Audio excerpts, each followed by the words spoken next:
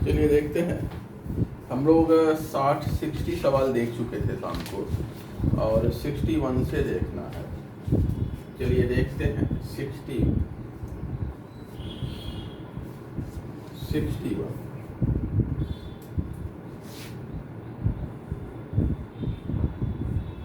देखा जाए 61।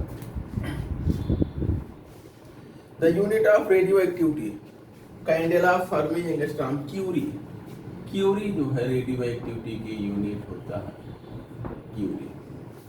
नेक्स्ट है question 62। Bismuth is the last member of bismuth किसका लास्ट मेंबर है?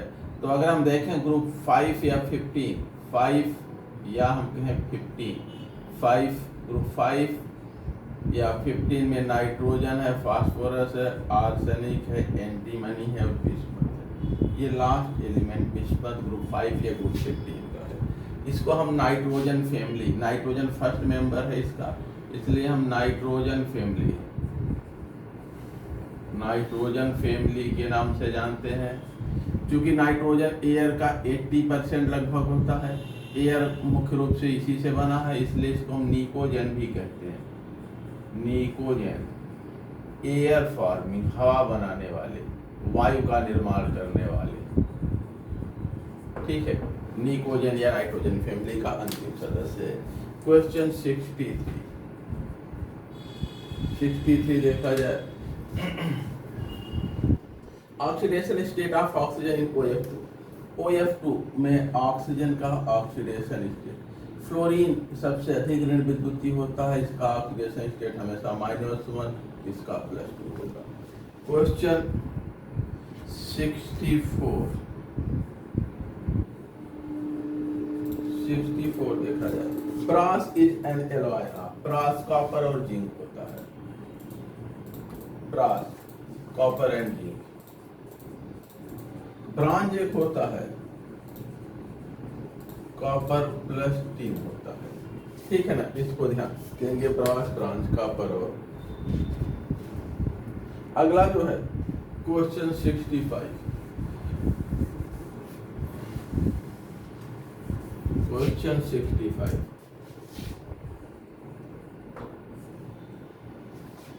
The correct formula of diammine silver monochloride. Diammine silver monochloride यानी सिल्वर है,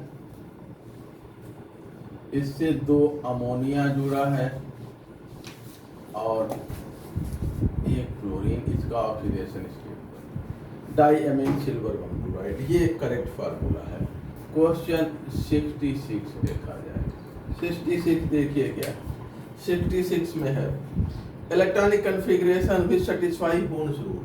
बॉन्ड का नियम जो है विभिन्न उपकोषों में इलेक्ट्रॉनों के भरने की व्याख्या करता है। तो देखिए कौन सा 1s2 पहला दिया है, फिर 2s2, फिर 2px1, 2py1, 2pz1। ये तो हुंड के नियम के अनुसार है। हुंड का नियम कहता है किसी उपकोष में पहले एक इलेक्ट्रॉन भरते हैं, फिर इसमें तो इस उपकोष में एक ही कक्षक है। अगर किसी उपकोष में एक से अधिक कक्षक है, जैसे इसमें 3 कक्षक है, तो पहले इनमें एक इलेक्ट्रॉन भरेगा इन कक्षकों में, उसके बाद इनका युग्मन शुरू होगा। ये सही है। बाकी में युग्मित कर दिए हैं, इलेक्ट्रॉनों को, जो कि गड़बड़ है। 67 देखा जाए। On dissolving an inorganic mixture in hydrochloric acid and passing hydrogen sulphide gas into it. पहले जो है कोई इनऑर्गेनिक मिक्सचर है, इनऑर्गेनिक मिक्सचर, इसको जो है HCl में डिसॉल्व किया जा रहा है, HCl में डिसॉल्व किया जा रहा है, और फिर इसमें से क्या पास किया जा रहा है? हाइड्रोजन H2S इसमें पास किया गया, H2S hydrogen sulphide and yellow colour precipitate. H2S पास करेंगे तो येलो सल्फाइड आपको मिलेगा, इनमें येलो सल्फाइड मिल रहा है, येलो कलर सल्फाइड प्रेसिपिटेट मिल रहा है, जो कि अमोनियम सल्फाइड में इनसॉल्युबल है, इनसॉल्युबल इन अमोनियम सल्फाइड। अगर यहाँ पर देखिए सल्फाइड आयन है, और इसमें ये इनसॉल्युबल है, अर्थात ये येलो कंपाउंड सल्फाइड है। तो कौन सा सल्फाइड हो सकता है? आर्सेनिक का ब्लैक सल्फाइड मिलता है, और एंटीमनी का ब्लैक मिलता है, कैडमियम ब्लैक सल्फाइड देता है। टिन जो है, टिन सल्फाइड ये येलो है, ठीक है, टिन सल्फाइड। तो वह कंपाउंड जो है टिन है। आगे क्वेश्चन 68, क्वेश्चन 68 देखा जाए। H3PO3 पीजीटी में पूछा है, ब्लैक को लिख, बता दो दिए सबके ब्लैक है, सारे सल्फाइड ब्लैक होते हैं, ब्लैक। आगे देखा जाए H3PO3, ये टीजीटी में पूछा गया है। ये कैसा है? Monobasic, dibasic, tribasic. तो इसका स्ट्रक्चर जब बनाएंगे, ठीक है, तो फास्फोरिक एसिड, फास्फोरस के जो ऑक्सी एसिड्स हैं, इनका जब भी स्ट्रक्चर बनाइए तो एक ऑक्सीजन फास्फोरस के साथ डबल बॉन्ड से जोड़ दीजिए। ये संरचना सारे फास्फोरस के एसिड में मिलता है, एक ऑक्सीजन और फास्फोरस आपस में डबल बॉन्ड से। अब आपके पास बचे 2 ऑक्सीजन, तो 2 ऑक्सीजन ऐसे जोड़ दिया। अब इन ऑक्सीजनों पे एक हाइड्रोजन जुड़ेंगे। अब आपके पास एक हाइड्रोजन जुड़ा, तो ये हाइड्रोजन सीधे फास्फोरस पे, जो हाइड्रोजन फास्फोरस पे होता है वो आयन के रूप में नहीं निकलता, आयन के रूप में सिर्फ यही दोनों निकलेंगे। तो कैसा हो गया? डाइबेसिक, डाइबेसिक हो गया, ठीक है, डाइबेसिक एसिड। 2 प्रोटॉन दे रहा है तो डाइबेसिक एसिड, ठीक है ना। आगे देखा जाए, नेक्स्ट जो है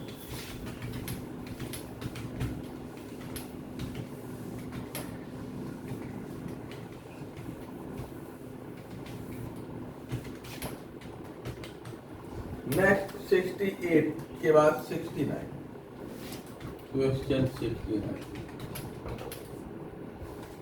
graphite is soft. Graphite soft होता है क्योंकि इसके शीट जैसे स्ट्रक्चर होते हैं, एक एक लेयर होता है, एक लेयर दूसरे लेयर के ऊपर स्लिप करता है। इन लेयर्स के बीच में कोई केमिकल बॉन्ड, कोई बॉन्ड नहीं होता। एक लेयर दूसरे लेयर के ऊपर स्लिप करता रहता है।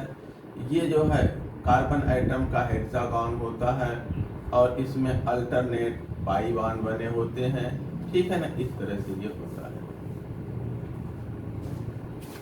इस तरह का स्ट्रक्चर होता है।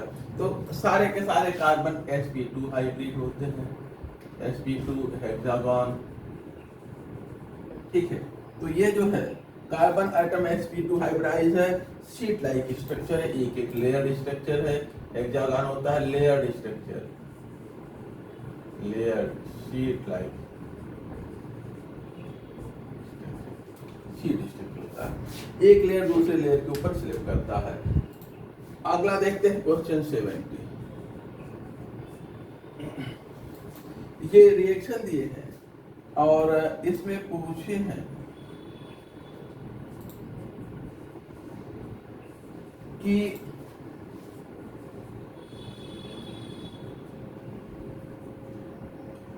x क्या है। तो देखिए यहाँ पर ये 7 और 1 8 ऊपर है, यहाँ 4 दूना 8 यहाँ हो गया, और यहाँ 3 और 0 3 है, यहाँ 2 दूना 4 है। तो ऊपर 8 है, नीचे 4 है ना, इधर ऊपर 8 है और नीचे 3 है, अर्थात एक प्रोटॉन एक न्यूट्रॉन एक प्रोटॉन में बदलेगा ना, तभी तो ये 3 से 4 होगा। तो एक न्यूट्रॉन एक प्रोटॉन में बदलने के लिए क्या करेगा? न्यूट्रॉन प्रोटॉन में बदलता है तो इलेक्ट्रॉन या बीटा पार्टिकल निकलता है। तो ये वैल्यू 8 से 8 है रह गई, ये 3 से क्या हो गई? 4 हो गई। तो ये क्या है? ये बीटा पार्टिकल। जब एक बीटा पार्टिकल निकलेगा तो एक न्यूट्रॉन प्रोटॉन में बदलेगा, एटॉमिक नंबर 3 से 4 हो गया, मास नंबर वही का वही रह गया। 3 से 4 का मतलब कि दोनों का योग जो है 3 था और 4 हो गया। अगला देखते हैं, नेक्स्ट जो है 71।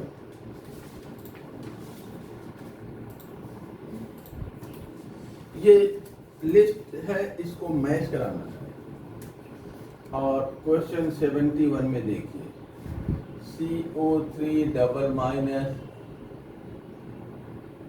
दूसरा दे रखे हैं SO4 2 माइनस, तीसरा दे रखे हैं H3O प्लस, चौथा दे रखे हैं H2O।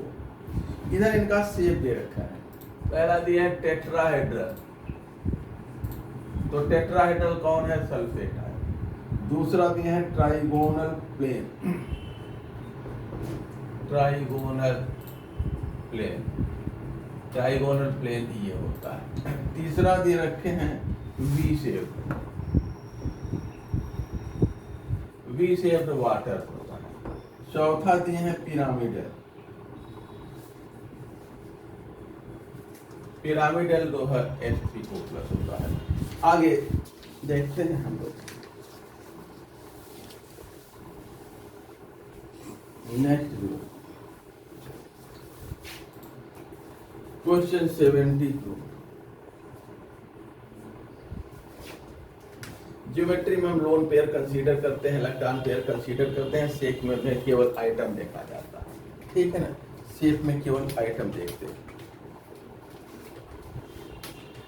आगे जो है क्वेश्चन 70, जैसे H2O है ना, H2O में देखेंगे जिसमें लोन पेयर है ना,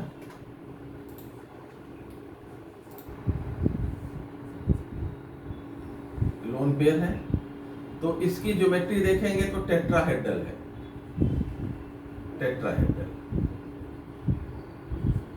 ये ऑर्बिटल की ज्योमेट्री हम ऑर्बिटल के साथ देखते हैं, चतुष्फलकी है, लेकिन शेप में इसको नहीं देखते, इसको नहीं देखते, केवल हम यही देखते हैं। तो वी के आकार का है, केवल बॉन्ड पेयर देखते हैं, लोन पेयर नहीं देखते।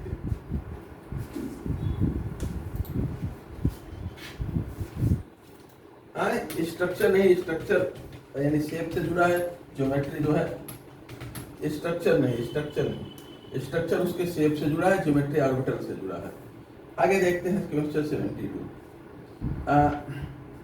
Quantum number for an electron in 2p orbital, quantum number for 2p orbital है और इसमें कोई इलेक्ट्रॉन, एन इलेक्ट्रॉन, एक इलेक्ट्रॉन दे रखा है। अब इसका हमें क्वांटम नंबर पूछा गया है, तो n की वैल्यू क्या होगी? 1 होगी, l की वैल्यू क्या होगी? 0 होगी, ठीक है। और अगर आगे कुछ दिया ही नहीं है, अगर दिया होता, चूंकि एक इलेक्ट्रॉन की बात कहा है इन्होंने, -1 0 +1, तो इसी में रखते हैं, m की वैल्यू -1 ले लेंगे और s की वैल्यू +1/2। एक इलेक्ट्रॉन की बात इन्होंने कही है, लेकिन ये दोनों विकल्प में दिया नहीं है, तो यही वाला जहां होगा वहीं सही होगा। आगे देखा जाए, सॉरी p है ना, 1 मिनट है, p है तो l की वैल्यू 1 होगी और n की वैल्यू 2 होगी। ध्यान दें 2p है ना, तो p है, n की वैल्यू 2 होगी और l की वैल्यू 1 होगी। 2p है प्रिंसिपल क्वांटम नंबर, ये एजीमुथल क्वांटम नंबर, ठीक है ना। ये n है और ये जो है l यानी कि 1, तो n की वैल्यू 2, l की वैल्यू 1, m की वैल्यू -1 लिया जा सकता है और s की वैल्यू +½ है अगर एक इलेक्ट्रॉन है तो। आगे देखा जाए क्वेश्चन नंबर 73।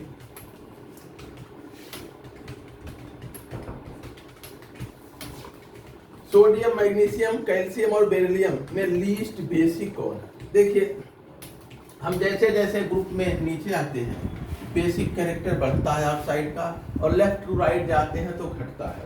तो यहाँ पर जो है सोडियम है और उसके बाद जो है बेरिलियम है, मैग्नीशियम है, कैल्शियम।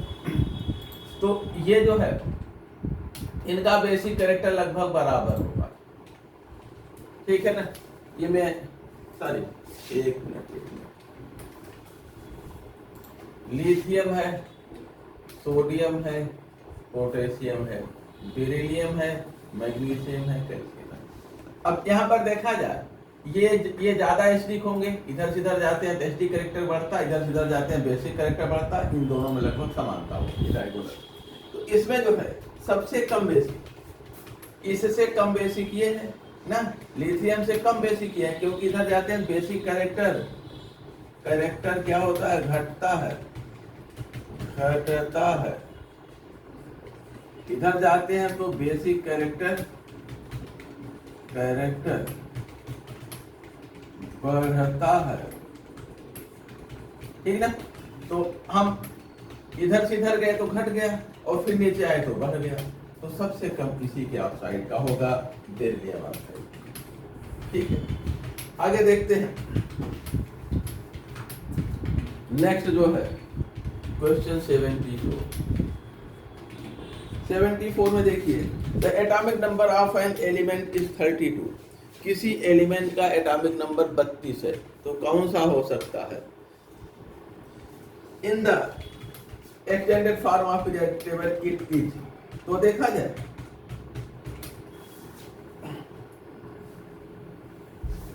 32, अगर हम देखें गैलियम का 31 होता है, boron, aluminium, gallium, indium, thallium, gallium का जो है 31 होता है। फिर उसके बाद बोरान के बाद फिर हमारे पास क्या आता है, बोरान के बाद 14 कार्बन है, सिलिकॉन है, जर्मेनियम है, टिन है और लेड है, तो ये जर्मेनियम होगा 32 ना। तो ये 13 है, ये 14 है, ये 5 है, ये 6 है। तो अब 32 जो है ये कार्बन परिवार है और पी ब्लॉक में आता है, ठीक है ना। इसमें ब्लॉक पूछा है कि ग्रुप पूछा है, ब्लॉक पूछा है, तो ये जो है पी ब्लॉक में आएगा। बाकी इलेक्ट्रॉनिक कॉन्फ़िगरेशन के आधार पर देखिए निकाल सकते हैं, 2, 8, 18 ये छोड़ दीजिए, 28 हो गया।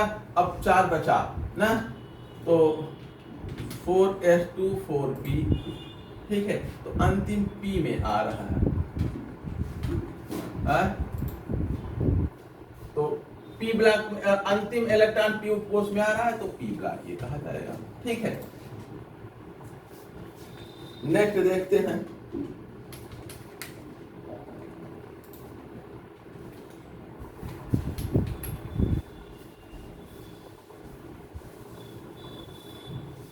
क्वेश्चन 70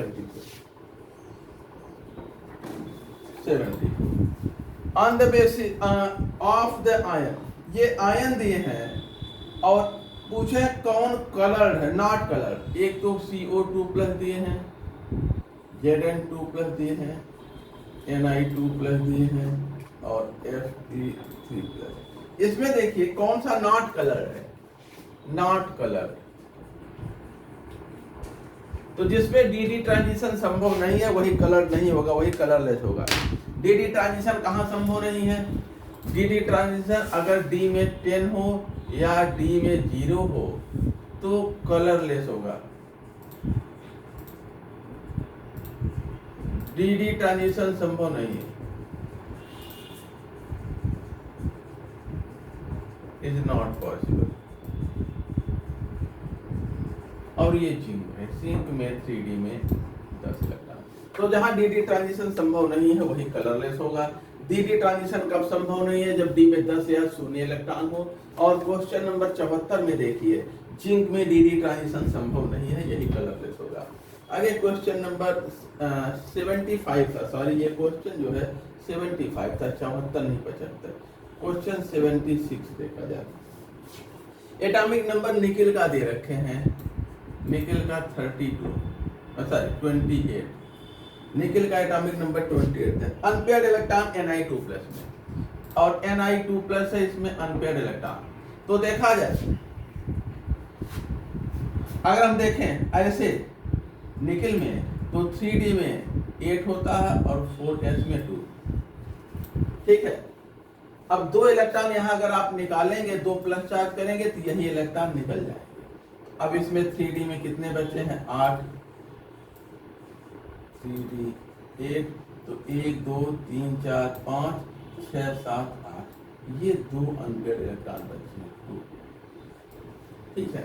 तो 3D में 2 अनपेयर्ड इलेक्ट्रॉन है।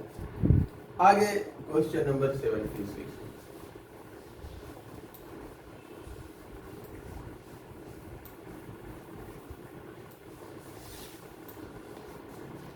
Fe3 का इलेक्ट्रॉनिक कॉन्फ़िगरेशन बोलिए।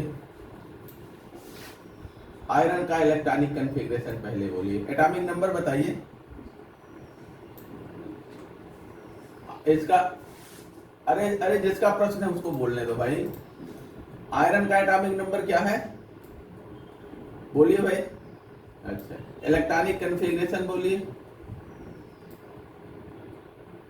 हाँ, इसमें से 2 इलेक्ट्रॉन निकाले, 3 इलेक्ट्रॉन निकालेंगे ना,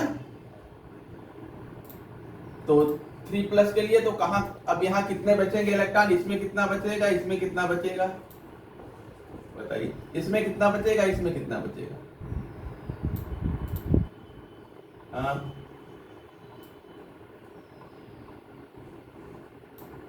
बोलिए 5। अब डी उपकोष में कितने कक्षक होते हैं। हाँ, और आपके पास इलेक्ट्रॉन कितने हैं, तो कैसे भरेंगे इनमें, एक एक की 2-2। तो अब गिनिए, सभी अकेले हैं, जो अकेले होते हैं अयुग्मित कहलाते हैं। कितने हैं गिनिए।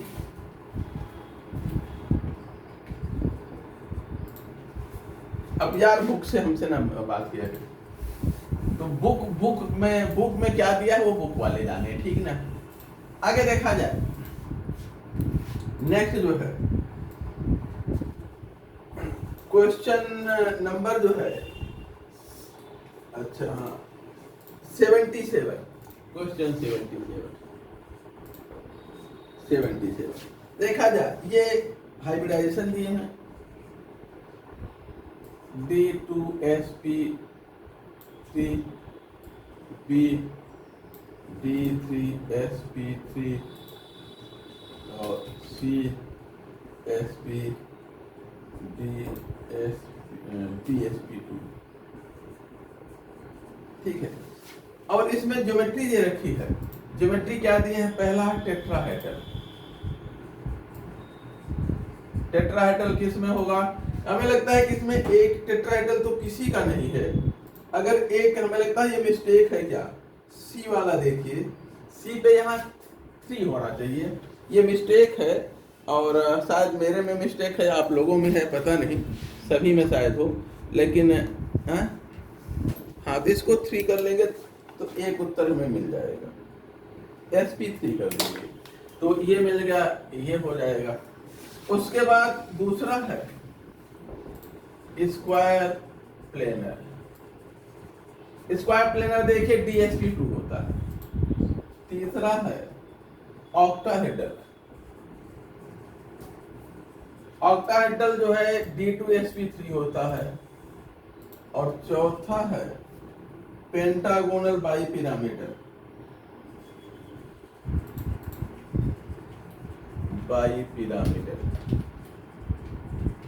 तो ये जो है T3sp3, ठीक है। आगे देखा जाए question 78। The number of electron taking part in the following chemical reaction. ये केमिकल रिएक्शन, इसमें कितने इलेक्ट्रॉन भाग ले रहे हैं ये आपको बताना है।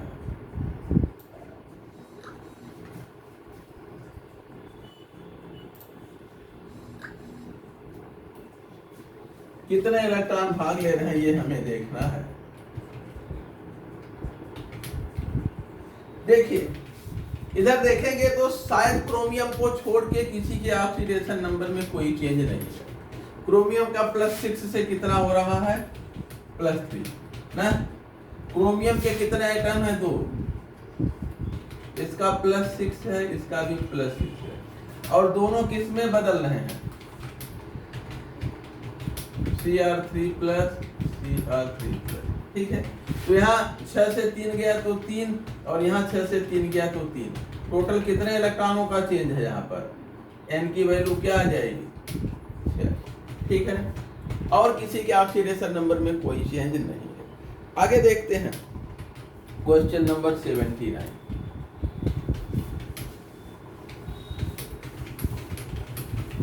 क्वेश्चन 79, एक मिनट जरा सा एक देख लेंगे। हाँ आगे देखते हैं क्वेश्चन नंबर 79। 79 देखिए क्या है, the coordination number of cobalt in, ये कंपाउंड है और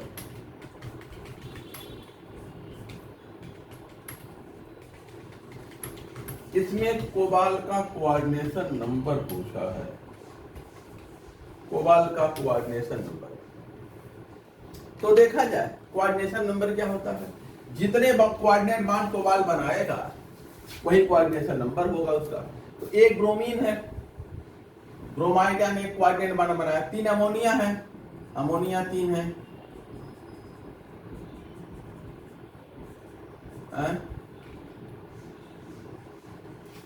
क्या हो गया, n का ट्वाइस नहीं है, n का ट्वाइस नहीं है, 3 है, ये है नहीं, ये सिंगल n नहीं है, 3 n है। उसके बाद जो है अच्छा ये आगे जो है ये 1 है, En में देखिए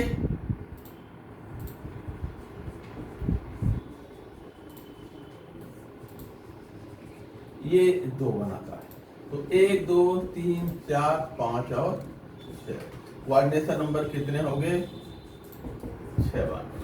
आगे देखते हैं, जितने लिगेंड हैं उतने कोऑर्डिनेट बांड बने हैं, एथिलीन डाइमीन बाइडेंटेट है तो 2 बांड आता है, तो 6 कोऑर्डिनेट बांड बन गए। अगला देखा जाए क्वेश्चन नंबर 80। हाँ हाँ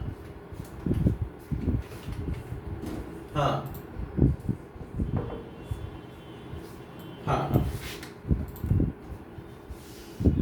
हाँ, तो कहा हम 75 गिने, अच्छा तो हम भी गिन के एक अलग अलग लिख करके बांड बना के गिन के बैठे हैं, तो उसमें क्या कंफ्यूजन है, क्या उसमें अभी इंक्वायरी कर रहे हैं। हाँ, बोलने की आदत, बोलने की लत पड़ गई है, बीमारी पकड़ ली है। आप लोग जितना बोलते हैं उतने हम हमारा स्पीड रुकता है। देखा जाए strength of 10 volume H2O2, strength of 10 volume H2O2, देखा जाए 10 वॉल्यूम हाइड्रोजन परऑक्साइड। देखिए 10 वॉल्यूम क्या होता है, जैसे हाइड्रोजन परऑक्साइड लीजिए और हाइड्रोजन परऑक्साइड को रखेंगे तो वो डिकम्पोज करके ऑक्सीजन देता है। इसको एक बार आप लोग बुक से भी पढ़ लीजिएगा, बुक से पढ़ लेंगे तो थोड़ा सा ज्यादा क्लियर रहेगा। अगर आप एक आयतन अगर आप हाइड्रोजन परऑक्साइड लीजिए और देखिए कि उसमें जो हाइड्रोजन परऑक्साइड है उसके डिकम्पोजिशन से कितने आयतन ऑक्सीजन गैस निकल रहा है, वही उसकी आयतन प्रतिशत, आयतन सांद्रता कहलाती है। अगर स्ट्रेंथ दिया है 10 वॉल्यूम ना, 10 वॉल्यूम, इसका मतलब एक वॉल्यूम H2O2 सॉल्यूशन ये क्या देता है, 10 वॉल्यूम O2 गैस।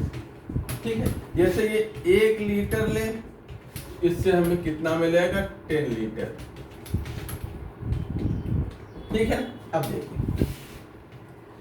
10 लीटर आपको ऑक्सीजन गैस मिल रहा है। अब ये हाइड्रोजन परऑक्साइड का जब 2 मोल टूटता है तो हमें 1 मोल O2 मिलता है, 2 मोल टूटता है तो 1 मोल O2 मिलता है। तो 1 मोल का मतलब 22.4 लीटर। ठीक है ना, हमें 22.4 लीटर मिलता है, कितने से, 2 मोल से। 2 मोल का मतलब किसका कितना हो गया, 32 और 34 दुना 68 ग्राम H2O2 से हमें कितना मिलता है, 22.4 लीटर क्या मिला, O2। अब 10 लीटर कितने से मिलेगा, ठीक है ना। अब 10 लीटर O2 कितने से मिलेगा, निकाल लेंगे। इसको इससे भाग करके इसे गुणा कर दीजिए, तो ये जो है 68/22.4 गुणे 10। ठीक है, अब ये हो गया आपको H2O2 की ग्राम में मात्रा होगा, H2O2 इन ग्राम। ठीक है ना, ग्राम में मिल गया। और ये कितने लीटर में घुला है, 1 लीटर में, तो आप उसकी कितना प्रतिशत सांद्रता है ये निकाल लीजिए।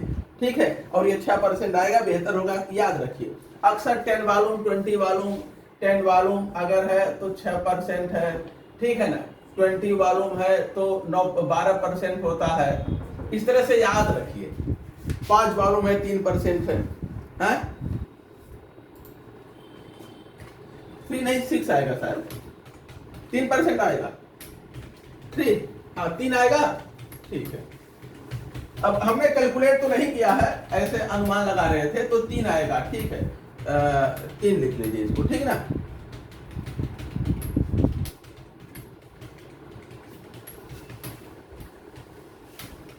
हाँ ठीक, हाँ 22.4, हाँ यही इधर लाए 22.4, तो सॉल्व कर लीजिएगा। 3%, 6% जो भी आता है, तो हमें लगता है 10 वॉल्यूम 3% है ना।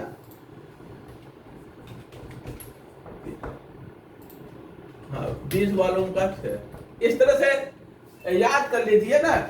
हाँ तो ये आराम से सरलता से हो जाएगा, सॉल्व करना थोड़ा कठिन होता है, यानी टाइम टेकिंग होता है, कठिन क्या होगा, ठीक है ना। तो जैसे सॉल्व किया मैंने, जैसे बताया, ये ध्यान रखेंगे कि एक अगर कहीं लिखा है 20 वॉल्यूम H2O2, इसका मतलब कि एक वॉल्यूम से 20 वॉल्यूम, 1 लीटर से 20 लीटर H2O2 गैस मिलेगा, ठीक है। अगर 1 लीटर H2O2 से अगर 20 वॉल्यूम लिखा है, जिसका मतलब 20 लीटर H2O2 मिलता है, O2 मिलता है। अब बस इसी से सॉल्व कर लीजिए, ठीक है ना। हाँ उतने लीटर ऑक्सीजन मिलता है। अगर दिया है 15 वॉल्यूम लिखा है, इसका मतलब 1 लीटर H2O2 15 लीटर O2 देता है। अब हम ये जानते हैं, अब इसके 68 ग्राम से हमें कितना मिलता है, 22.4 लीटर ये मिलता है। अब 22.4 लीटर हमें मिलता है कितने से, 68 ग्राम से। तो हमें मान लीजिए इसको कैलकुलेट कर ले, 15 लीटर कितने से मिलेगा, तो ये हो जाएगा 68/22.4 इंटू 15 ग्राम। अब हाँ, अब यही ग्राम कहाँ उपस्थित है, इतना ग्राम उपस्थित है 1 लीटर में, तो प्रतिशत सांद्रता निकाल लीजिए, ठीक है ना। हाँ अब वैसे बेहतर होगा कि रिजल्ट याद रखिए, रिजल्ट याद रखेंगे, निष्कर्ष तो सॉल्यूशन से बच जाएंगे। ये बहुत होगा तो अरे 5, 10, 15, 20 यही चार्ट पे याद रखिए। 5% बहुत, वैसे 10% के अक्सर पूछे जाते हैं, लेकिन 5, 10, 15, 20 नहीं याद रखेंगे, कोई आएगा टिक करके आगे बढ़ेंगे, माथा पच्ची करने से बेहतर है। आगे देखा जाए क्वेश्चन 81, ज़ेनॉन हेक्साफ्लोराइड, इसमें sp3d3 हाइब्रिडाइजेशन है, और ये एक लोन पेयर होता है, और डिस्टॉर्टेड ऑक्टाहेड्रल इसका शेप होता है, ठीक है। आगे जो है नेक्स्ट है question 82, which one of the following pair is not correctly matched। देखिए पहला दिए हैं H3PO2, तो इसमें 2 ऑक्सीजन है ना, एक तो फास्फोरस के साथ डबल बॉन्ड बना लेगा, एक ही बचेगा जिसपे हाइड्रोजन है, तो ये मोनोबेसिक होगा, और यही दिए हैं, इसका मतलब ये करेक्ट है। बी वाला देखिए H3PO3, तो इसमें 3 ऑक्सीजन है, एक घटा दीजिए तो बचेगा 2, तो ये डाई बेसिक होगा, और इसको ट्राई बेसिक दिया है, यानी कि यही गलत है, हाँ यही गलत है। और तीसरा जो है H3PO4, ये ट्राई बेसिक, ये करेक्ट है। चौथा जो है H3BO3, ये मोनोबेसिक है, ये भी करेक्ट है। ये क्या होता है, पानी से रिएक्ट करता है, H3BO3 और प्लस H2O, तो ये H आयन एक देता है, H3O, हम कहें H4B और O4 ऐसे लेते हैं, एक में मिला OH इसमें जुड़ता है, ध्यान देंगे इसका OH यहाँ जुड़ता है और एक H प्लस निकलता है, तो ये मोनोबेसिक हो गया, ठीक ना। नोट करिए, out of the oxides of carbon silicon, carbon dioxide is gas wise, silicon dioxide is solid, क्या है, CO2 गैस है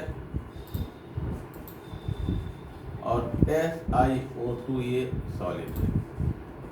कारण क्या है, ये मोनोमेरिक होता है, एक एक मॉलिक्यूल एक एक साथ रहते हैं, सेपरेट रहते हैं, ठीक है ना।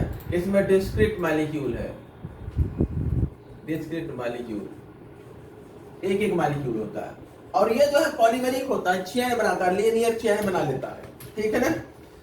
जबकि सिलिकॉन डाइऑक्साइड क्या बनाते हैं, ये जो है चेन स्ट्रक्चर इनका होता है, चेन स्ट्रक्चर, चेन या शीट स्ट्रक्चर, ये जो है एक दूसरे से जुड़ते चले जाते हैं इस तरह से, इनका लीनियर स्ट्रक्चर होता है। तो देख लीजिए, अच्छा तो यही CO2 का ही दिया है। तो ये जो है ये एक एक molecule van der Waals force से, weak van der Waals force से जुड़े होते हैं, इनके बीच कोई कोवलेंट बॉन्ड नहीं होता है, डिस्क्रीट अलग अलग मॉलिक्यूल होते हैं, इसलिए एक गैस होता है, ठीक है। और सिलिकॉन डाइऑक्साइड सॉलिड होता है क्योंकि वो एक दूसरे से कोवलेंट बॉन्ड से जुड़े होते हैं। आगे question 84, the complex compound is named as, एक कम्प्लेक्स कंपाउंड दिया है, इसकी नेमिंग पूछा है।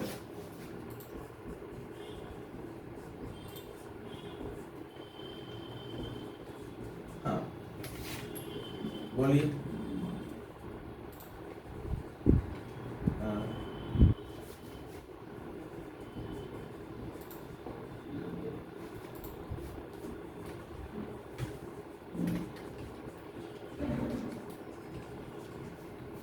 ठीक ना। हाँ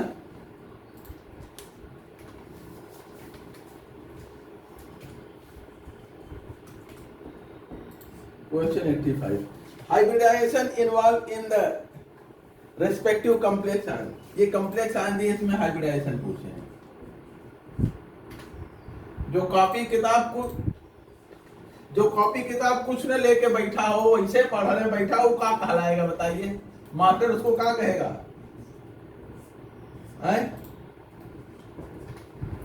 अच्छा देखिए, हाँ नहीं नाइट्राइट को लास्ट में उसका लिगेंड का नाम लिखने के बाद एक डैश लगाते हैं, फिर उस एटम का सिंबल लगाते हैं जो इससे कोऑर्डिनेट बॉन्ड से जुड़ा है, ठीक ना। आगे देखा जाए, अब इनका बताइए हाइब्रिडाइजेशन। हाँ बोलिए, दोनों में sp3d2 sp3d2 होगा ना।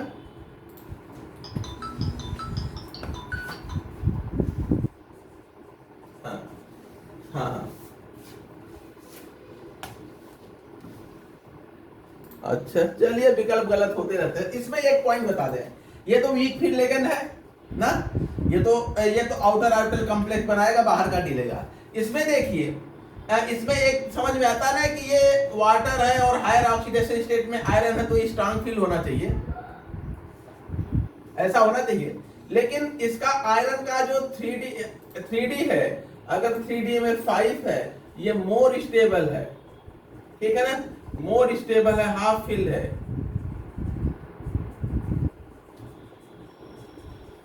तो ये पेयर अप नहीं होते, अगर पेयरिंग कर ले तो लेस स्टेबल हो जाते हैं, इसलिए पेयर अप नहीं होते हैं, ठीक है ना, यानी बाहर का ही यूटिलाइज होता है। हाँ हाँ तो क्या होगा,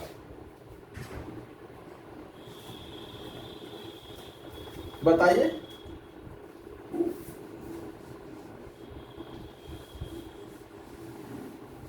तो ठीक है, अगर जान रहे हैं तो ठीक है, जान रहे हैं तो उसको जानते रहिए। जैसे एक प्रश्न आता है ना कि आयरन +3 ऑक्सीडेशन स्टेट पे है तो पेयरिंग क्यों, अंदर पेयर अप क्यों नहीं होते, तो क्योंकि उसका हाफ फिल होता है, मोर स्टेबल होता है, डी सब चलिए इसलिए नहीं होता, ये जानते रहिए। बाकी आगे बढ़िए, जो जान रहे हैं उस पर चर्चा न करिए, उसको अपना सन्नाटे में जानते रहिए।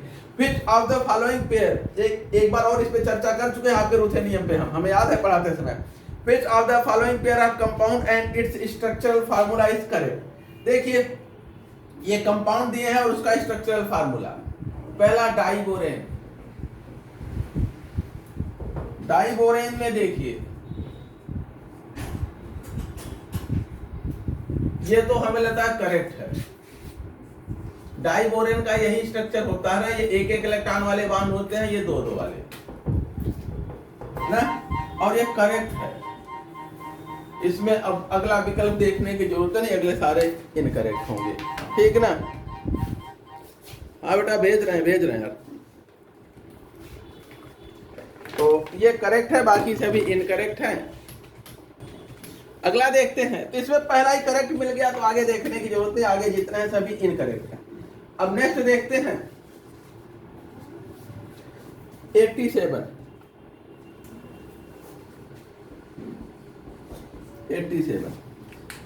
देखा जाए,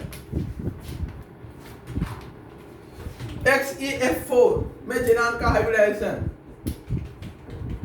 क्या होगा? हाइब्रिडाइजेशन sp3d2 होता है, ट्राई टेट्रागोनल प्लेनर, इस तरह का प्लेनर स्ट्रक्चर होता है ना। हाँ।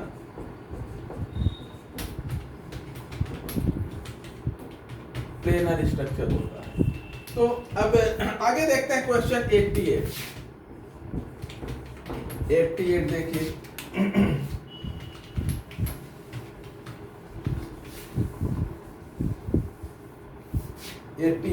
अब तो क्वेश्चन कराते कराते मेरा मन कर रहा है हम भी परीक्षा में बैठ जाए क्या। 88 तैयारी होती जा रही है मेरी, एकदम पूरा तैयार हो गया। Which one of the following ion is diamagnetic? Diamagnetic जिसमें सभी पेयर्ड होंगे, इसमें D वाला देखिए Cu प्लस, इसके 3D में 10 है, सभी पेयर्ड होंगे ना। नहीं वो तो जब इंटरव्यू देंगे तब डायमैग्नेटिक होगा। 89 देखा जाए, बहुत दिन बाद पेपर सॉल्व कर रहे हैं। पेपर जो है बहुत दिन बाद सॉल्व करे, इधर बीच में पेपर सॉल्व भी नहीं हो पाया। कभी कभी शुरू करते थे तो 1-2 साल होता था, फिर क्रम टूट जाता था, बच्चे ही आपस में भिड़ जाते थे, लड़ाई करके रुकवा देते थे। कोई कहता था सॉल्व कराइए, कोई कहता था नहीं कराइए। आगे देखा जाए क्वेश्चन 89 SiCl4 सिलिकॉन टेट्राक्लोराइड, ये कैसा होता है? टेट्राहेड्रल ठीक है।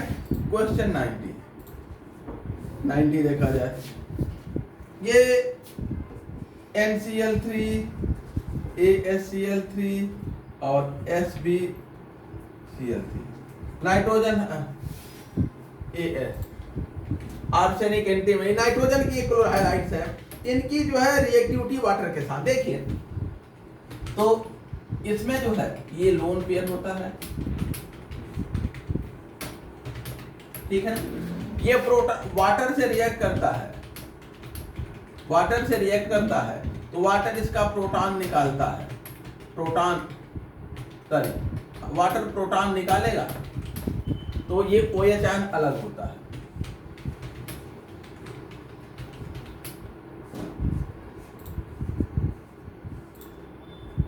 ठीक है ना, और OH आयन अलग हो जाता है।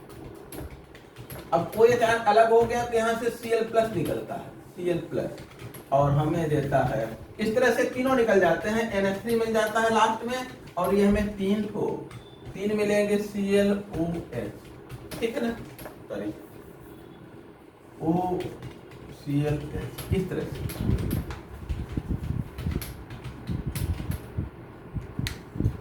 और सबसे अधिक रिएक्टिविटी इसी की होती है, जिसमें क्लोरीन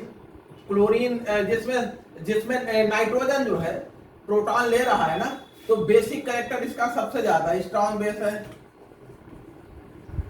तो ये मोर रिएक्टिव होगा, मोस्ट रिएक्टिव। ये वीक बेस है तो ये लीस्ट रिएक्टिव,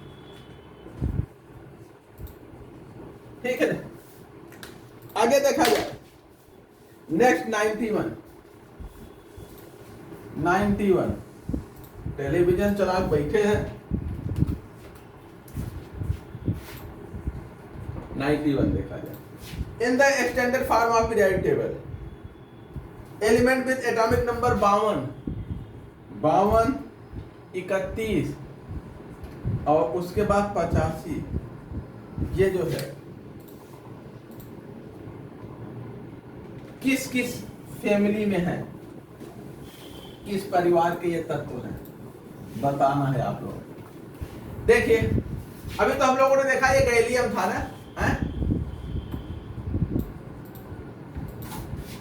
और टिन का क्या, अच्छा टिन का क्या होता है? लेड का 82 होता है, लेड का 82 होता है, टिन का 50, ठीक बोले हैं, ठीक है ना। ये यानी ये ग्रुप 4 में है ना, कार्बन फैमिली में, कार्बन सिलिकॉन। अब इससे 2 एटम और बढ़ा दीजिए, 5 और ये 6 ऑक्सीजन में आ गए, ठीक है ना। तो ये तो पी ब्लॉक में होंगे, ठीक है ना। तो ये जो है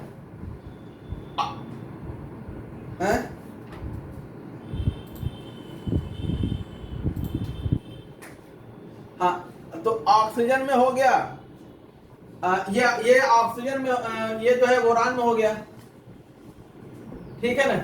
और ये किस में होगा, टिन जो है, टिन देखें तो ऑक्सीजन में होगा, ये 82 वाला सेलेनियम होगा ऑक्सीजन में, और ये फिर एक बचा है, इसको हेलोजन में कर दीजिए, ठीक है। ऑक्सीजन, बोरान और हेलोजन, ठीक है।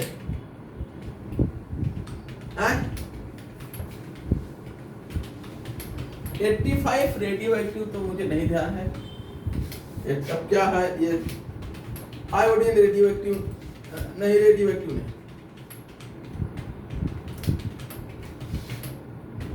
क्वेश्चन 92, हाँ तो नेक्स्ट देखते हैं 92, the expression for calculating the total number of electron in any one energy level. अच्छा, किसी एक सेल में जो इलेक्ट्रॉनों की संख्या होगी, देखिए हम किसी सब सेल में इलेक्ट्रॉन कैसे निकालते हैं, 2l+1 ऐसे निकालते हैं ना, यही तो है किसी एक सब सेल में। सब सेल में अगर कई सब सेल हो, मान लें हम चौथा एनर्जी लेवल की बात करें, 4th सेल की बात करें, तो इसमें कौन सा होगा, इसमें होगा S होगा, P होगा, D होगा और F, 4 सब सेल होंगे ना। अब इसके लिए हम जो है इसका 2l+1 ये होगा, और ये यहाँ L की वैल्यू क्या होगी, 0, और इसका उसी तरह से हम 2l+1 लेंगे, इसके लिए L की वैल्यू क्या होगी, 3। तो हम L की वैल्यू 0 से L की वैल्यू 3 तक इसी का समेशन करते चले ना, समेशन कर लें हम किसका, 2l+1 का, कहां से, L = 0 से L = n-1 तक। चौथा है n की वैल्यू 4 है, और हम कहां तक समेशन कर रहे हैं, 3 तक समेशन कर लें, ये विकल्प D है आपका, D, ठीक है। ये TGT में भी पूछा गया है। आगे जो है क्वेश्चन 93, क्वेश्चन 93 देखा जाए, the half life period of carbon 14 is इतना, value of disintegration constant T half दिया है, लैम्डा = होता है 0.6931 अपॉन T हाफ 5.6 × 10⁻³, ठीक है ना। अब इसको निकाल लीजिए, क्या आएगा देख लीजिए। और उसके बाद अब आते हैं नेक्स्ट 94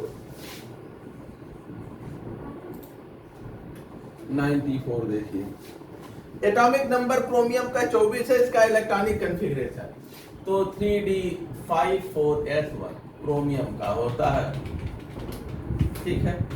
आगे 95 out of copper, manganese, nickel और iron, the one with highest magnetic moment, किसमें अनपेयर्ड इलेक्ट्रॉन ज्यादा होंगे उसी का मैग्नेटिक मोमेंट ज्यादा होगा। देखा जाए Cu2+ में n की वैल्यू 2 है ना, अनपेयर्ड इलेक्ट्रॉन जो है ये 2 होंगे, और Mn2+ में 5 होगा। उसके बाद जो है Ni में 3 होगा,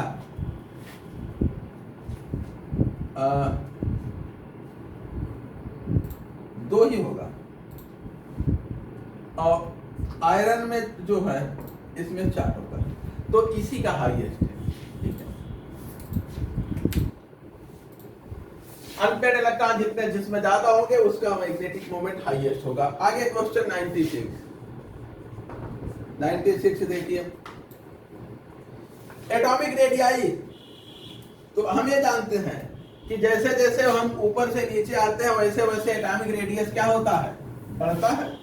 और अगर हम देखें सभी एल्कली मेटल है, लिथियम सोडियम, लिथियम छोड़ दिए, अच्छा लिथियम सोडियम पोटेशियम रूबिडियम, नहीं लिथियम है सोडियम है पोटेशियम है और बेरिलियम दिए है, बेरिलियम देख रहे ये।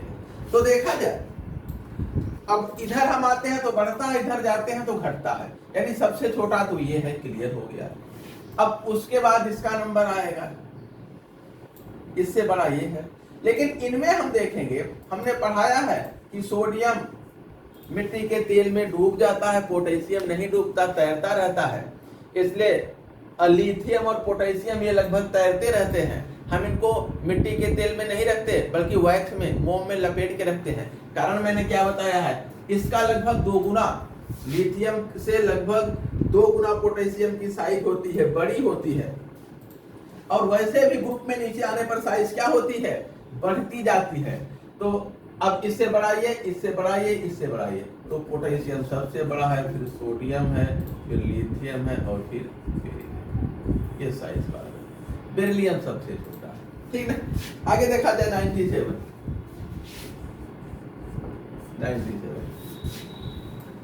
Which out of the following statement is false? कौन सा गलत है? The electronegativity of fluorine is more than fluorine. ये तो सही है, फ्लोरीन मोस्ट इलेक्ट्रोनेगेटिव है। Electron affinity of chlorine is less than fluorine, ये गड़बड़ है। इलेक्ट्रॉन एफिनिटी क्लोरीन की सबसे ज्यादा होती है। इलेक्ट्रोनेगेटिविटी की बात करेंगे, इलेक्ट्रोनेगेटिविटी तो फ्लोरीन की क्लोरीन से, इलेक्ट्रॉन एफिनिटी की बात करेंगे तो क्लोरीन की फ्लोरीन से, उल्टा हो जाता है, ठीक है ना। इलेक्ट्रॉन एफिनिटी इसका बड़ा है, इलेक्ट्रोनेगेटिविटी इसका बड़ा है। ध्यान रखिएगा, कंफ्यूजन की स्थिति बन सकती है और बहुत पूछा जाता है। टीजीटी में तो कई बार पूछा गया है, 2-3 बार पूछा गया। आगे देखते हैं क्वेश्चन 98 देखिए, अनबॉम्बार्डिंग अल्फा पार्टिकल। अच्छा, ये एल्युमिनियम है 1327, इसको अल्फा पार्टिकल से बम्बार्ड किया जा रहा है, अल्फा पार्टिकल से, और ये बना रहा है फास्फोरस 1530 प्लस N01 न्यूट्रॉन। आगे फास्फोरस 1530 जो है ये टूट के एक पॉजिट्रॉन दे रहा है, पॉजिट्रॉन। अब ये क्या होगा, ये जो नया एलिमेंट है, देखिए पॉजिट्रॉन निकलता है कब, एक प्रोटॉन जो है एक न्यूट्रॉन और एक पॉजिट्रॉन में टूटता है, ठीक है ना। तो पहले तो देखिए यहाँ भी कुछ नहीं है, यहाँ पे भी कुछ नहीं है, चार्ज केवल एक प्लस चार्ज है, +1, ठीक है। तो दोनों प्लस चार्ज मिलकर के यहाँ क्या हो गए 31, दोनों ऊपर के दोनों मिलकर के क्या हो गए 31, और नीचे सॉरी एक प्लस चार्ज है, तो हाँ इसमें जो है एक प्रोटॉन टूट गया है ना, एक प्रोटॉन टूटा है, ठीक है ना। तो एक प्रोटॉन टूटा है तो ये 14 हो जाएगा और ये 30 का 30 ही रहेगा। न्यूट्रॉन एक बढ़ गया ना, एक न्यूट्रॉन बढ़ गया तो ये तो योग तो 30 रहेगा और ये 14 आ जाएगा। एक मिनट प्रोटॉन टूटा है ना,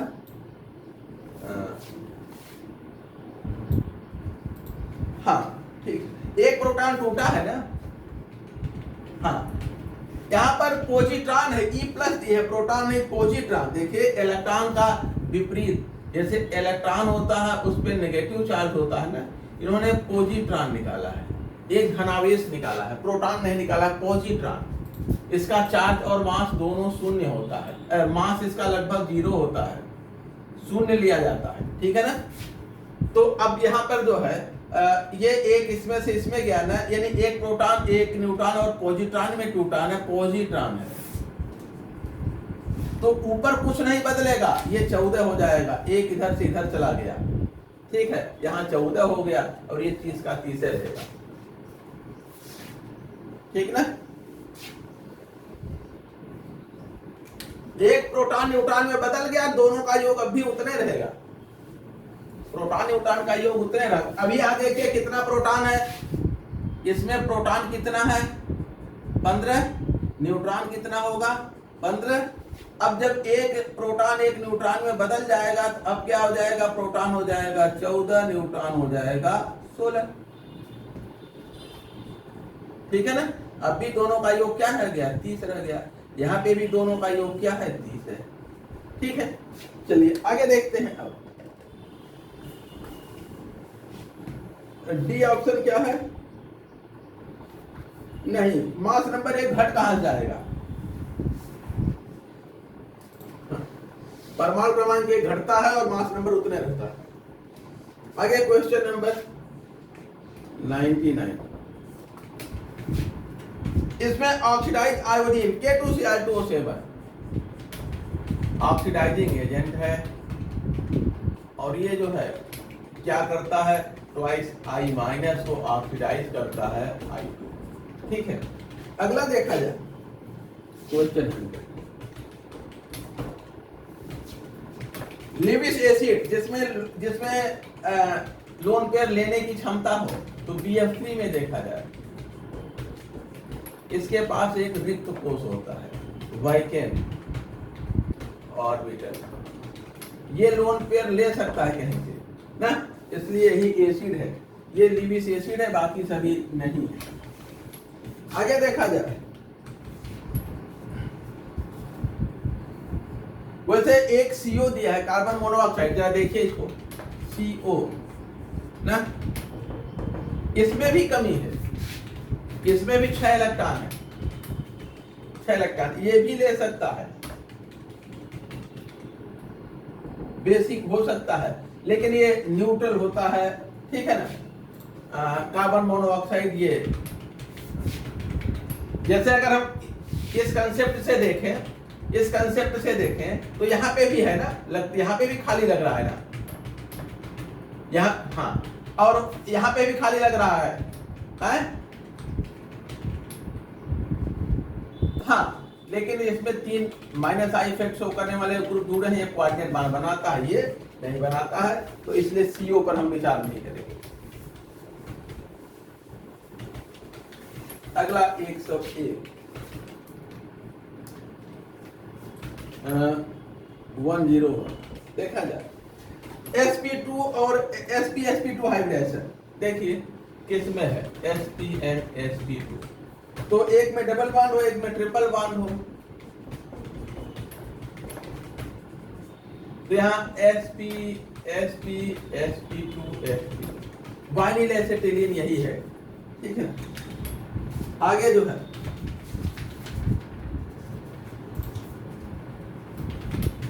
अनहाइब्रिड, अनहाइब्रिड कहां लेंगे, तो गिन लीजिए, कार्बन में देखिए यहाँ 4 है ना, कितना हाइब्रिडाइज हुआ है 2, तो 2 बचा है, इसके पास भी 4 है, 2 हाइब्रिडाइज है तो 2 बचा है, यहाँ पर 4 है, 3 हाइब्रिडाइज हुआ तो 1 बचा है, यहाँ पर 4 है, 2 हाइब्रिडाइज हुआ, 3 हाइब्रिडाइज हुआ तो 1 बचा है, 2 2 4 2 6। और जो हाइड्रोजन है, हाइड्रोजन के भी ऑर्बिटल हाइब्रिडाइज नहीं होते, अगर हाइड्रोजन का भी गिनेंगे तो फिर और होगा, लेकिन कार्बन का ही वैसे पूछा जाता है, तो 2 4 6, ठीक है। और हाइब्रिड कितने हो गए, 2 4 3 7 3 10, हाइब्रिड 10, अनहाइब्रिड। कार्बन के पास कितने, कार्बन के संयोजी कोष में कितने कक्षक होते हैं 4, तो जितना 2 हाइब्रिडाइज हुए तो बचा कितना 2, यहाँ 3 हाइब्रिडाइज हुए तो 1 बचा, इसमें जो है 3 हाइब्रिडाइज हुए तो 1 बचा, हाइब्रिडाइज हुए तो जो बचे 1 हाइब्रिड हो गए, ठीक ना। आगे देखा जाए, नेक्स्ट जो है, अरे कार्बन के पास 4 होते हैं जो हाइब्रिडाइज हो गए, उसके अलावा जो बचा 1 हाइब्रिड होगा, 102। ज्योमेट्रिकल आइसोमेरिज्म कौन शो करेगा, तो देखिए इसमें हमने बताया है कि डबल बॉन्ड वाले कार्बन से अलग अलग ग्रुप जुड़े होने चाहिए, तो इस डबल बॉन्ड वाले कार्बन दो अलग अलग जुड़े हैं, इससे भी अलग अलग जुड़े हैं, यही सिस्टोन ज्योमेट्रिकल आइसोमेरिज्म शो करेगा। बाकी में किसी में ऐसा नहीं है।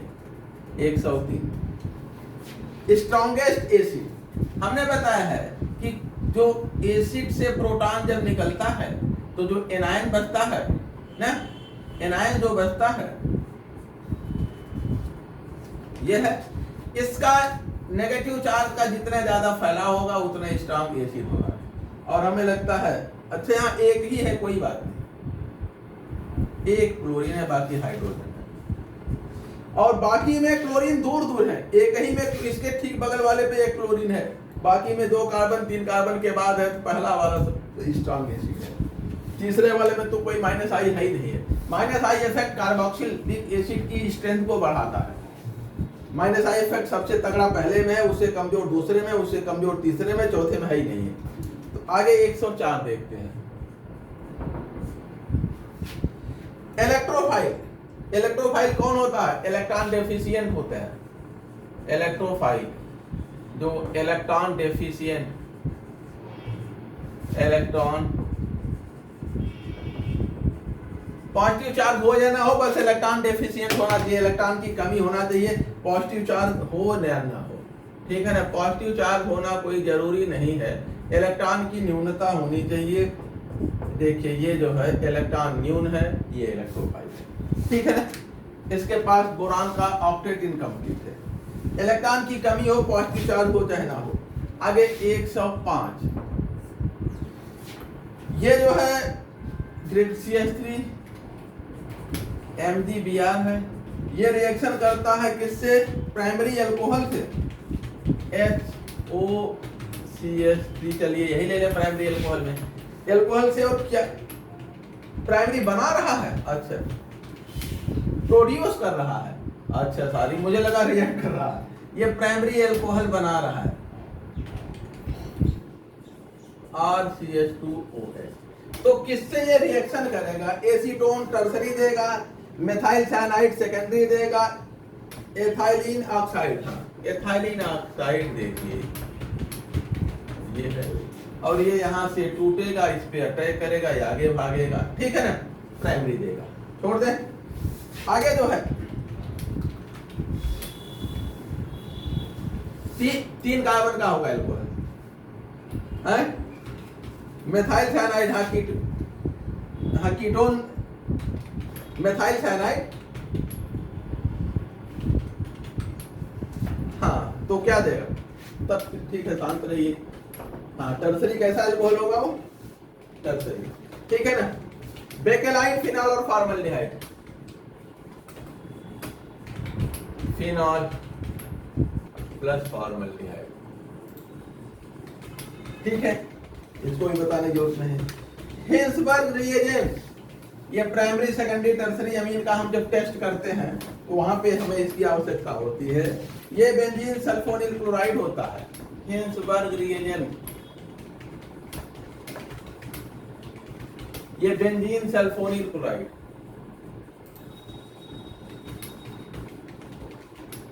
एल्कलाइन सॉल्यूशन लेते हैं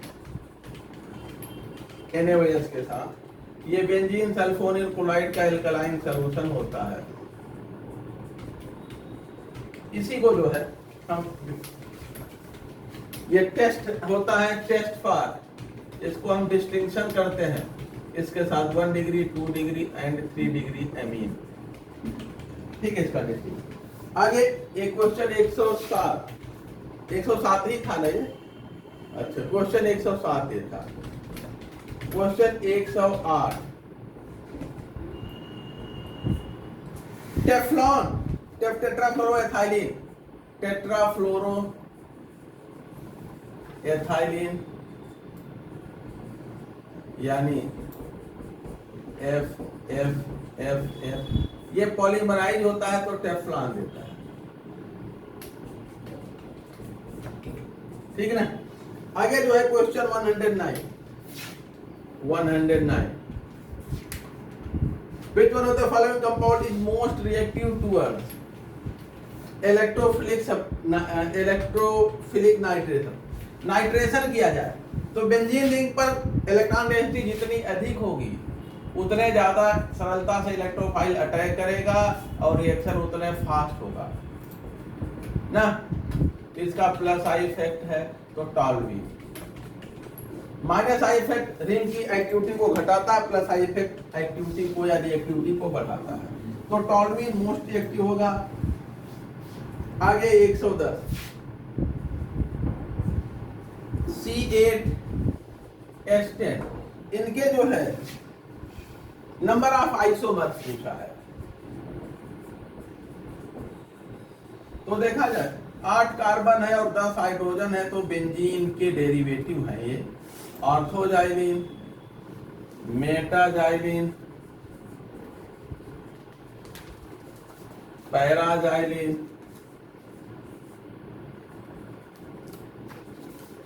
और एक एथाइल वाला बना लीजिए। एथाइल के पोजीशन तो बनेंगे नहीं अलग अलग, एक ही बनेगा। तो इस तरह से जो है 4 बन गए। मेथाइल में 3 पोजीशन बन गई और एथाइल में एक ही रहेगा सेम, उसकी रिलेटिव पोजीशन बदली नहीं जा सकती। इसके लिए 2 ग्रुप चाहिए थे। आगे देखते हैं क्वेश्चन 111।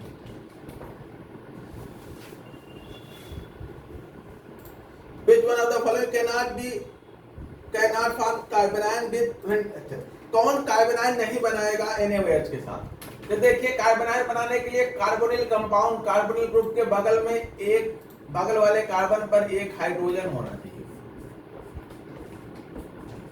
इसके बगल वाला कार्बन कैसा होता है? एस्टिक होता है। यहाँ का हाइड्रोजन H आयन के रूप में निकलता है। इस पे कोई हाइड्रोजन ही नहीं है, तो यहाँ से कौन हाइड्रोजन निकलेगा? कोई हाइड्रोजन नहीं निकलेगा, ये कार्बोनाइन नहीं बनाएगा। यहाँ हाइड्रोजन होता तो वही H आयन इसके साथ निकल जाता, यहाँ नेगेटिव चार्ज आ जाता। तो ये जो है कार्बोनाइन नहीं बनाएगा क्योंकि इस पे कार्बोनिल ग्रुप के बगल वाले कार्बन पर कोई हाइड्रोजन नहीं है। बाकी सभी में है, सभी बनाएंगे। हाँ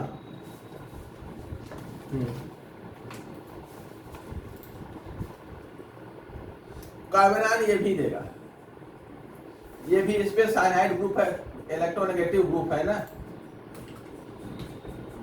ये भी प्रोटॉन देता है यहाँ से।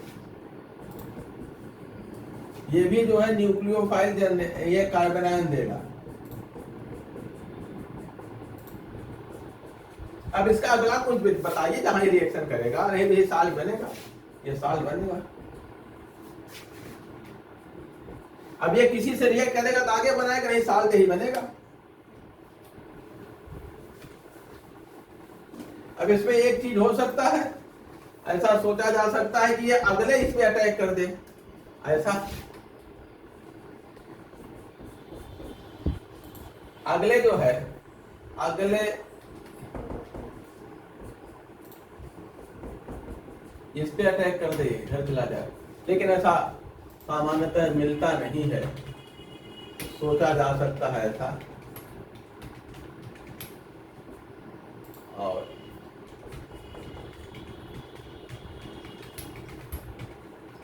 ठीक है, लेकिन ये बनता नहीं है। तो ये अब अगले किसी पे अटैक करने को मिलेगा तो अटैक करेगा। कोई कार्बोनिल ग्रुप हो तो उस पे अटैक करेगा। तो सभी देंगे एनायन, लेकिन जो सी वाला विकल्प है वो एनायन नहीं देगा। अगला क्वेश्चन 112। ऑर्गेनिक कंपाउंड कोई है, ए उसकी ओजोनोलाइसिस की जा रही, एसीटोन मिल रहा है, एक फॉर्मल्डिहाइड, एक एसीटोन और अगला फॉर्मल्डिहाइड। एसीटोन फॉर्मल्डिहाइड, इन दोनों को ऑक्सीजन निकाल करके दोनों से जोड़ दीजिए, यही एल्कीन हो गया। ठीक है ना। ओजोनोलाइसिस करेंगे तो ओजोन के साथ यहाँ से टूटता है, यही मिलते हैं। तो ये क्या हो गया? 1 2 3 2 methyl propene,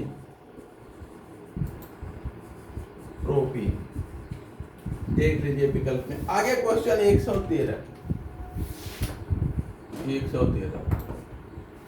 Which one of the following is not aromatic? विकल्प सी देखिए एरोमेटिक नहीं है, बाकी सभी एरोमेटिक है, सी एरोमेटिक नहीं है। अगला question 114। Hydrolysis of lactose give, lactose glucose और गैलेक्टोज का पॉलीमर होता है। लैक्टोज ग्लूकोज प्लस गैलेक्टोज, ठीक है ना। लैक्टोज, ग्लूकोज और गैलेक्टोज का होता है। अगला जो है question 115, which one of the following statement is not correct?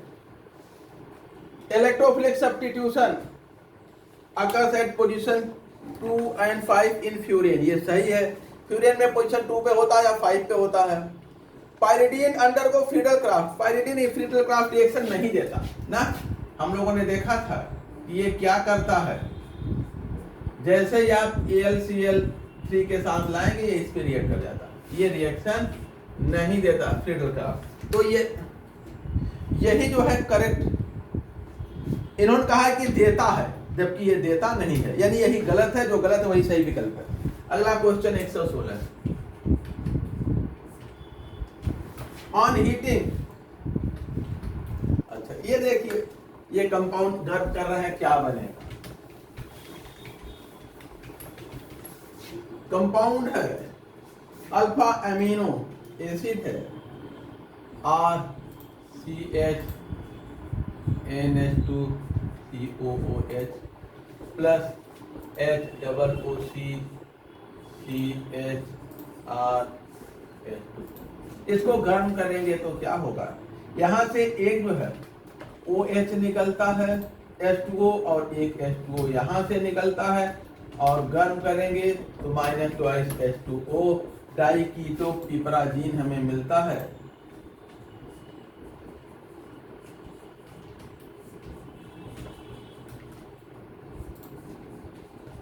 ठीक है ना, ये मिलेगा डाइकीटो पिपराजीन, पहला ही विकल्प सही है।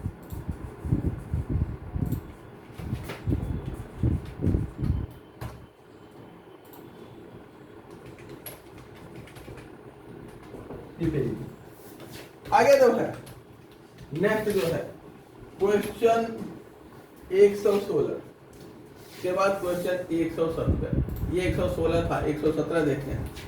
एक रिएक्शन दिए थे जिसमें देखिए क्या दिए हैं, ये फेनिल एसिटोफिनान है, एसिटोफिनान है, और इसको जो है रिड्यूस किया गया है,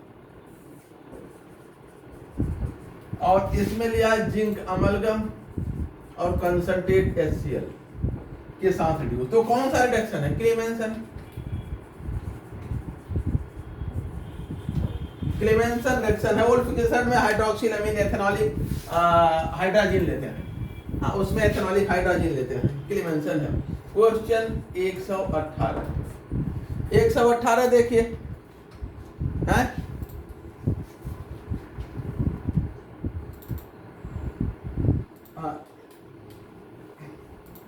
नेक्स्ट जो है 118, एसिटोफिनान एंड बेंजोफिनान। एसिटोफिनान और बेंजोफिनान को हम कैसे टेस्ट अलग करेंगे। एसिटोफिनान है और ये बेंजोफिनान, इसमें मिथाइल कीटो ग्रुप है ना, ये आयोडोफार्म देगा, पॉजिटिव है, और इसमें मिथाइल कीटो नहीं है तो आयोडोफार्म नेगेटिव। ये टेस्ट देगा, यानी इसी से इसका आयोडोफार्म टेस्ट से अंतर करेंगे। क्वेश्चन नंबर 118 के बाद क्वेश्चन नंबर 119,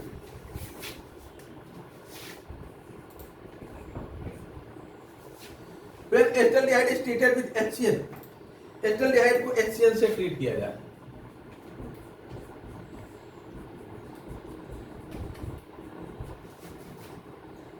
ये यहां जुड़ेगा, ये यहां,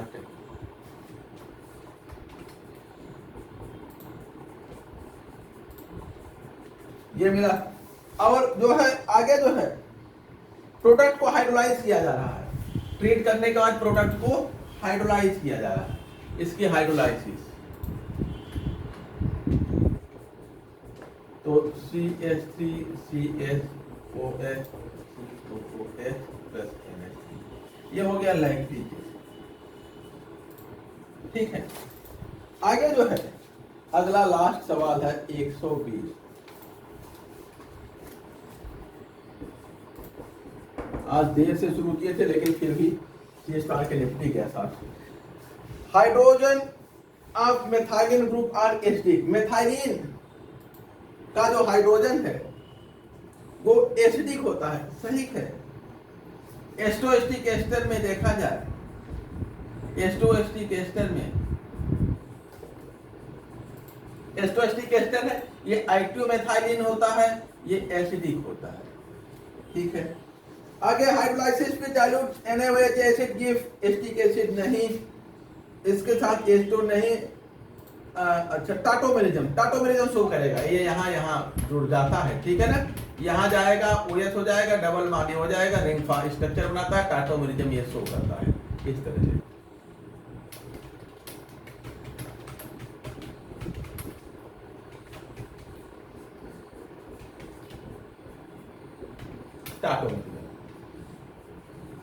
ठीक है ना। तो पहला और चौथा ये करेक्ट, ठीक है। अब जो है इसी के साथ ये खत्म होता है। अब 97 का कल से देखा जाएगा। अच्छी क्लास इसी पे रोकते हैं। हाँ, शाम को बायो वाली